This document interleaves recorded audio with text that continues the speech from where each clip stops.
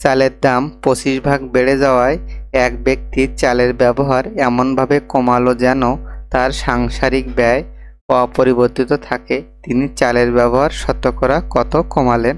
অঙ্কটি আমরা দুইভাবে সমাধান করব। চালের মূল্য 25% বৃদ্ধিতে অর্থাৎ 125 টাকায় কমাতে হবে 25 টাকা, 1 টাকায় কমাতে হবে 25/125 টাকা এবং 100 টাকায় কমাতে হবে 25 × 100/125 টাকা। এখান থেকে আমরা পাবো 20 টাকা। সুতরাং চালের ব্যবহার শতকরা 20 টাকা বা 20% কমাতে হবে। অপশনে আমাদের পাওয়া হলো সঠিক উত্তর। এখন অঙ্কটির আমরা বিকল্প সমাধান দেখব। 25% বৃদ্ধিতে বর্তমান মূল্য হবে 100 + 25 = 125 টাকা। এখন বর্তমান মূল্য 125 টাকা হলে পূর্ব মূল্য ছিল 100 টাকা।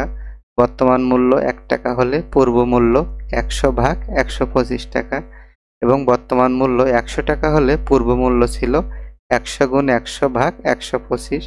এখান থেকে আমরা পাবো 80 টাকা। এখানে দেখা যাচ্ছে আমাদের আগের মূল্য ছিল 80 টাকা এবং বর্তমান মূল্য হয়েছে 100 টাকা, অর্থাৎ আমাদের দাম বেড়ে গেছে।